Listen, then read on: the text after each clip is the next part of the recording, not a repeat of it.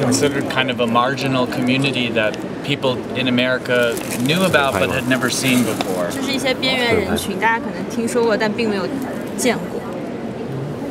他这个上有，他这系列上有那个。This is one of her famous close-cropped street photographs taken on the street in New York City, 在纽约大街上。 like the Puerto Rican woman. This close-cropped style was very. Arbus became very famous for this close-cropped heads. So because it's famous only because it's very very close, or no. It's beyond that. But you know, her selection of these types of subjects was also very revolutionary for the time.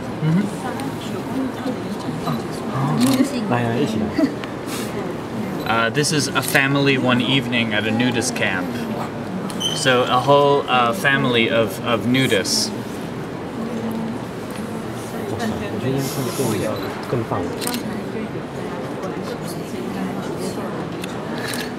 so this taken from 30 years ago. This particular image is maybe 1963 or 64, something like that.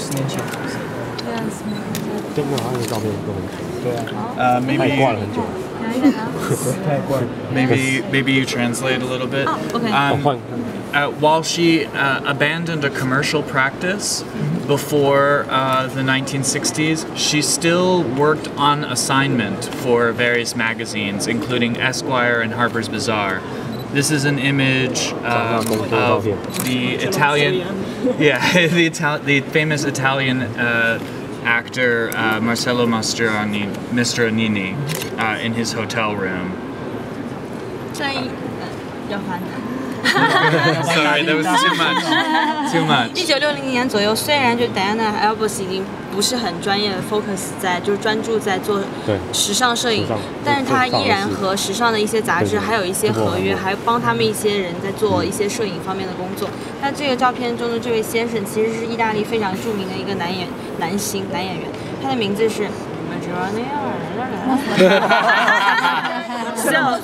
我第一次看到这种声音。他蛮帅的哦。你蛮厉害的哦。This is a burlesque comedian in her dressing room.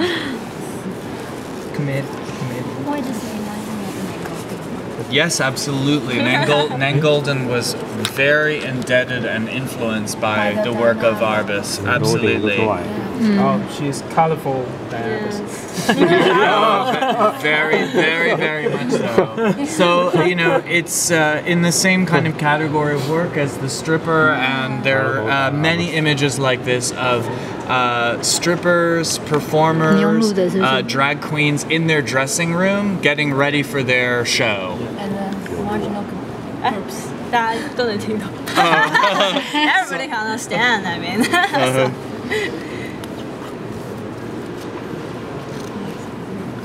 This again is one of the street photographs that she was so well known for. This particular one was taken in Washington Square Park in New York City.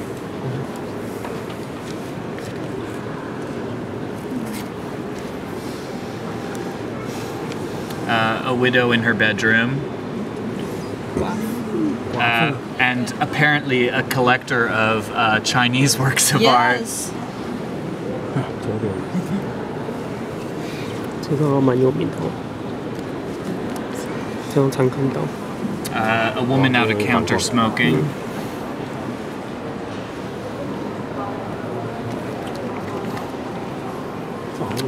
And this is from the Untitled series that I mentioned earlier of patients at mental institutions. This is Untitled 1, which is one of the most famous works in that series.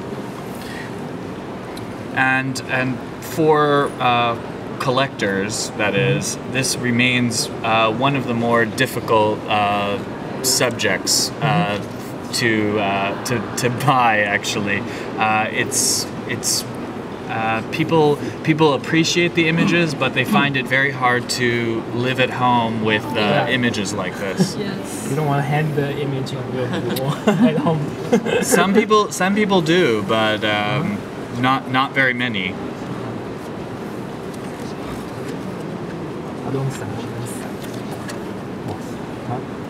This is a photographer posing a communion boy. And whenever you see an artist referencing their own medium, in this case photography, you always have to pay attention, because that's when they're making a comment about what it is they actually do by showing somebody else doing that same job. I got a question. This is staged. This is just. No, this is not staged. None of them are staged. I mean, she will have the subjects pose, of course, but... Yes. So that's pose, this is posed. Yeah, pose but not staged.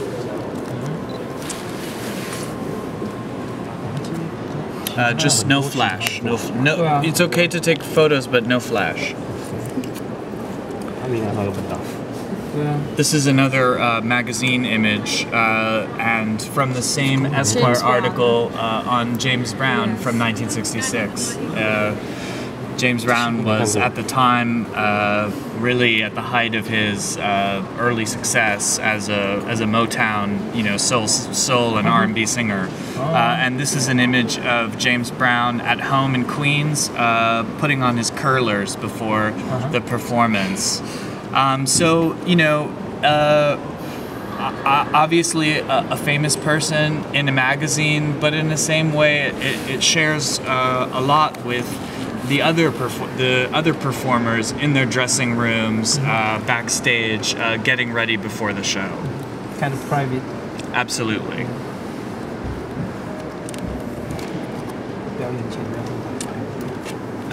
This would definitely have been considered another marginal community, and this image is also taken on assignment for actually Harper's Bazaar magazine. These are swingers at a singles club in Florida. I don't know if you understand what that means. Swinger, what does it mean? They go to it's like a resort community, and they don't have one partner. The goal is to sleep with as many different people as possible. Yeah. Very clear. Yes, yeah. So you can see these details are incredible in this image.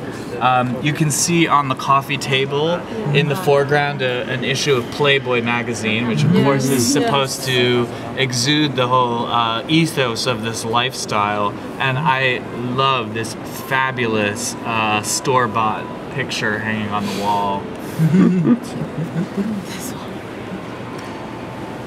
So how can they find so many marginal society? Well, in this case, she was sent by Harper's Bazaar magazine to do a photograph for a story about this type of community, actually. So that was her access in that situation. In the case of the triplets, in the case of the stripper, those were part of project for the Guggenheim. So she used the Guggenheim to open the doors in that situation. This is an image of the famous Hollywood actress Mae West, rather far after her prime, actually. She's old and kind of pathetic, actually, at this point. She was mostly famous in the 1930s and 40s as a sex symbol, kind of like Marilyn Monroe, but I think a little bit more dirty. But she's seen here in her Beverly Hills house, and she's old, obviously. She's not as beautiful as she was back then, and she's in bed with her baby monkey. Baby So monkey. you know something is a little off, a little strange, yeah. And apparently these monkeys were actually, she had several running around her house, and they were tearing everything up and going to the bathroom everywhere, and it was really pretty disgusting apparently to have these animals in her house like that. So this is most quiet one. Yeah, who knows though? I mean, maybe it just, I don't know what happened before the picture was taken. Was she mental around the time? Or, I mean, Was she? mental. I don't know. That's her anybody. expression looks strange. It's anybody's guess, really. Yeah. And again, this is kind of the same type of subject. This is the very famous bodybuilder Charles Atlas, but here he's shown after he's famous, when he's old and not as strong as he once was. You know, he's doesn't have quite the same body that he was so famous for. So he was asked to pose like this? Yes, because this was one of his. This is a very sort of signature bodybuilder type of pose. But he's, you know, he doesn't have the muscles anymore. Two very young boys smoking in Central Park. One of the many Central Park images that she took. This is one of my personal favorite images by Arbus because it's actually the only time in Arbus's career actually where she's actually taking a look at the art world and the art market and the art industry, like where we are right now. It's called Four People at a Gallery Opening in New York City from 1964. And, you know, it's, well, I don't know, what do you see? Do you see any art anywhere? It's just four people in front of a blank wall having cocktails and talking. There's no art, there's no anything. So why that's your favorite one? It's the only time when she's yeah, I sympathize, but it's the only time when Arbus is talking about what I do. it's a kind of ironic image.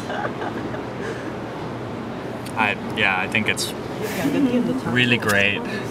Here's another one of those close cropped heads. This is blonde girl with shiny lipstick.